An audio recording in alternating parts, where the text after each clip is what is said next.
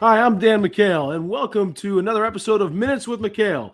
Today, I'm thrilled to welcome Jamie Breslin from Stanford University, the Senior Associate Athletic Director for Operations and Facilities at Stanford University. Jamie, thanks for coming on the show. Thanks, Dan. Thanks for having me. No, I really appreciate that. This has been a great opportunity for me to bring some administrators on like yourself who've had a tremendous career in college athletics. The whole process of educating younger people trying to break into the business and really just explain to everyone what different roles different athletic directors have at major universities. So obviously Stanford's a first-class university in the classroom and on the field and the court. Just kind of walk me through kind of your normal day-to-day activities and your main responsibilities. Yeah, well, again, thank you so much for having me. And I've been at Stanford for 10 years now, and I sit on the leadership committee with our athletic director and then some other folks. And my group oversees all the facilities, events, and operations. So that includes such things from the facility side, all the day-to-day maintenance of the facilities, the grounds for mowing and lining the fields. To we have housing that's very unique to. Right. Stanford compared to other places. We have over 30 houses for our head coaches and assistant coaches to live on campus. And so we act as sort of a property management group that makes sure that those houses are maintained and that they're paying the HOAs and so forth. But that's a really unique situation that Stanford has that my group oversees. And then the capital projects piece, we're in the middle of a master plan, a 10-year master plan, and working on trying to upgrade some of our facilities to compete with the best in the country. So that's one aspect of it. And then I have an events and operations team that works on running home athletic events for all our 36 programs, our guest service department, camps, scheduling, and then our tech ops department that oversees sort of the broadcasting, the web streaming, the video boards, and so forth. So it's a group around 40 to 45 people, and it's something that I really love. And then on the other side, I'm fortunate to be a sport administrator for a number of sports. We have 36 here at Stanford, and so our athletic director has assigned a few people to oversee several sports. So I oversee our baseball program, our women's rowing program, our lightweight rowing program, wrestling, and then I'm a secondary to our athletic director for football. So really love that aspect of it, get to know the student athletes, travel with the team, go to practices and really be a part of their experience and so forth. So it's been a great place for me for the last 10 years, and every day is different, but I really enjoy being here. Wow, that's exciting, impressive. You definitely have a lot on your plate, juggling all those different sports. The Pac-12 conference, obviously a tremendous conference, and you've been there for 10 years. Just walk me through a little about your journey. 10 years at Stanford is fantastic, but who kind of gave you that first break in the business and just kind of the different stops along the way for you? Yeah, no, I grew up in a small town in New Jersey, Mountain Lakes. When I was in Mountain Lakes, lacrosse was a big sport, and I so remember. we were we were fortunate to have a lot of my friends and so forth play college lacrosse, and so that was sort of my path. I had a twin brother who was a great goalie at Duke. I had an older brother that played Division III at Ohio Wesleyan, so that was sort of my path, and I was fortunate to be recruited to go to a small school in upstate New York, Hobart College. And if anyone's a lacrosse fan, Hobart has a really great tradition, and I was fortunate to play there as a Division I athlete. But I also played football as well. I wasn't as good as a football player as a lacrosse player, but it was a perfect school for me where I could play Division I lacrosse at the highest level against all the top programs, but also be able to play Division III football, which I really enjoyed. And people always ask me how I got into business and so forth. And I just had an amazing student athlete experience being on the team and traveling and just being a part of something bigger than myself. And so when I graduated from Hobart after playing those two sports, I knew I wanted to get into college athletics and stay within a campus. And so I got into coaching for a while, and I know you know a little bit about that. And it was fun, but also a little bit of a grind. And I didn't love the recruiting aspect of it. I wasn't great at that. At the time, lacrosse was, we were going out and looking at 8th, 9th graders and so forth. And it was just a really revamped sort of recruiting process. And so I decided to go back to grad school, and I went to Springfield College in Massachusetts, a place where they really emphasize folks that want to be an agent or want to be in sports administration or be a coach as well. And so I was fortunate to be a grad assistant with the lacrosse program, but also get my master's there in sports management. And there really opened my eyes to, the administrative side. And so I just realized that was sort of the path I wanted to go. So I coached a team for a couple of years. I got my master's degree And then a job opened up at Georgetown University. The former lacrosse coach at Hobart was the coach at Georgetown, and sort of got me in the door a little bit. And I applied and I got in, and I was there for 10 years, loved it, ran the events and facilities, worked my way up in that area. And so we had a great time there. And then I was fortunate to get a call from Stanford. Our athletic director, who was at Georgetown, left Georgetown, went to Delaware, and then became the AD at Stanford. And my position sort of opened up here, and he gave me a call, and we had our first child, our son Patrick, and a month later we were driving cross country. And so it's amazing how small college athletics is. People sometimes think it's big, but it's working hard. It's really networking and just sort of continue to grind and so forth. And I was fortunate to be in a position to move out to California and be under the leader that I had at Georgetown and be at Stanford. So it's been 10 years here, and I've really enjoyed it. But that's sort of my journey throughout the process. Yeah, I mean, that is such a great, unique story. Kind of two things that jump out to me is being a two-sport athlete in college. That's, unheard of these days, right? How exciting that was for you to be able to play Division I lacrosse and football as well. And then really spending the bulk of your career just at two places. It looks like it's 20 years at two phenomenal universities, Stanford and Georgetown. I mean, that's unheard of these days, I would think, right? I mean, so kind of leads me to my next question.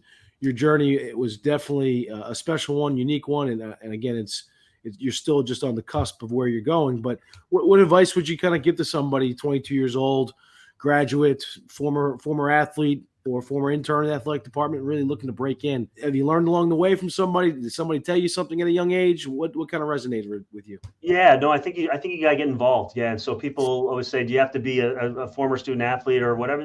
The answer is no. You just got to sort of get involved, whether you're a manager of a program in college or in high school, or if you're want to do an internship and so forth. The college athletic arena is quite small, and so if you work hard, if you're dedicated, if you're a team player and so forth, you will be recognized. And I say this often. We're not curing cancer here. This is not brain surgery. But if you're able to contribute and be a really good worker and so forth, you will get noticed. And so, what we do here is two things. One, we talk a great deal about networking. I think that's really important. That's sort of how I got to where I was. I networked and was able to meet a bunch of folks that were able to take care of me. But also, we do a shadow program as well, and something that's unique, I think, compared to other places. But for the facilities, events, and operations area, if that's something that you're interested in, we do a great deal of shadowing. We'll say, hey, if you're interested in this area in college athletics, come work with us at a football game.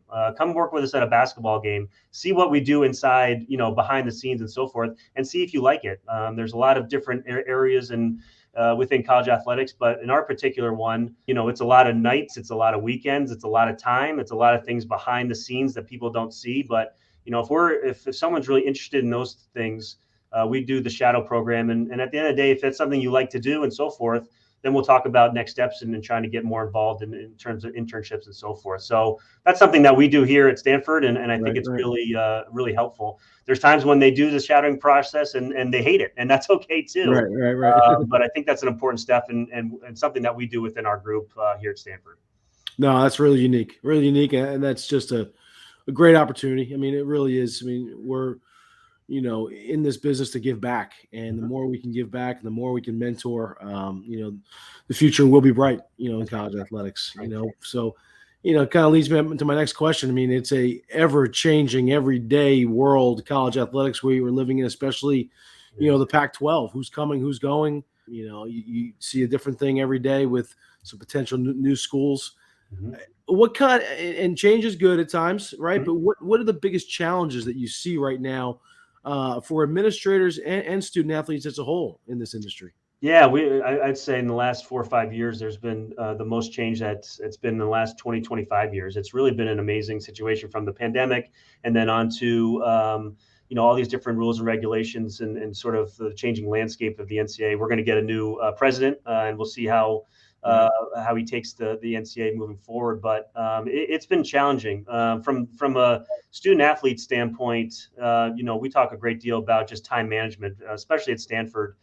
They're being pulled in so many different directions and so forth, and just trying to make sure that they're here for the right reasons, that they're here to get education, but also try to be the best at their craft. And so that's something that we've really been working on. But they're constantly in the classroom, and then they're in film session. They're traveling cross country. From a student athlete standpoint, I think there's a lot of moving parts in terms of the administration. It's been a big change. You talk about the transfer portal.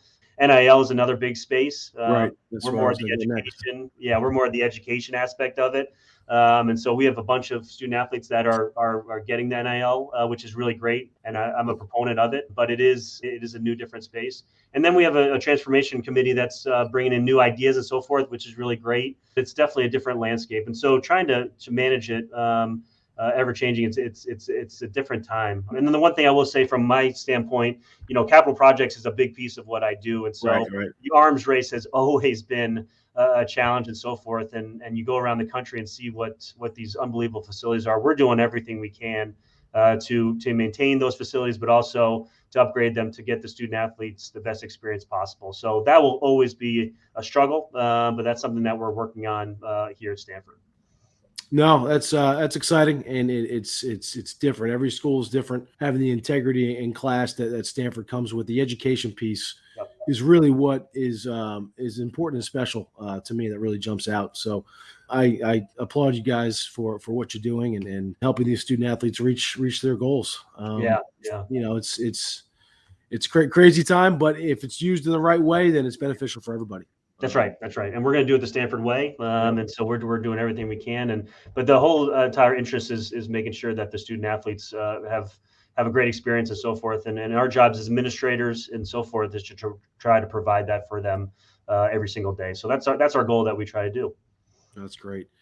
Well, kind of wrapping up, Jamie, I know you've had a tremendous career and are definitely a future athletic director very, very soon. But what jumps out to me is what makes your career so far so unique is you've really worked at two special academic universities, right? So you have Georgetown and Stanford. Kind of compare and contrast those two schools. You've been there for 10 years about both, you're saying. So how similar is Georgetown and Stanford? And what are the biggest differences? What would you take from both places? Yeah, I think they are similar. You're working with student athletes that have an unbelievable ability on the playing field or on the court, making sure that their craft is the best they can be, but they're also very dedicated to their academics. And so really a unique group. I'm always amazed by them when they give interviews or when they talk to folks and so forth. The maturity level is off the charts, and something that I was not when I was 18 to 22. Right. Me neither. But I really enjoy being a part of a university that's an athletic department that's committed to both the athletics, but also the academic side. And so they teach me new things every single day. The one thing I love about being a sport administrator is I really get to know the student athletes and see how they tick and so forth. And so I really love being a part of that sort of atmosphere. Georgetown and Stanford, in terms of location and stuff, is much different. Georgetown is in the heart of Washington, D.C., very vibrant, super fun, but it is in the city and so forth. And out here at Stanford, there's a little bit more space, a little bit more open. So trying to, get used to both of those was a little bit of a challenge, but it's both. They both have very good traits and something that I really enjoy. But there are a ton of similarities as well. And so but at the end of the day, wherever you are, our goal is to make sure that the student athletes have the best experience possible, and we try to tackle that every day. And so any decision that we make, regardless of at Georgetown, Stanford, or wherever we may be, we're certainly making sure that we're looking at the student athletes and seeing what's the best for them moving forward. And so if we can do that and support our coaches, we can move this thing at both Stanford and Georgetown. But they've both been great places, met amazing people, legendary coaches. And so I've been really privileged and fortunate to be at two really wonderful schools, both academically and athletically. No, that's tremendous. And like I said before, getting to know you are on the cusp of running your own program when you would like. But in the meantime, keep doing big things at Stanford. I know it's an exciting time of year, and I just really appreciate you being on the pod. Awesome, Dan. Thank you so much, and I'll come anytime. I appreciate it. Well, he's Jamie Breslin, Associate AD at Stanford University. I am Dan McHale with SRI Collegiate Search. We'll see you next time on the sidelines.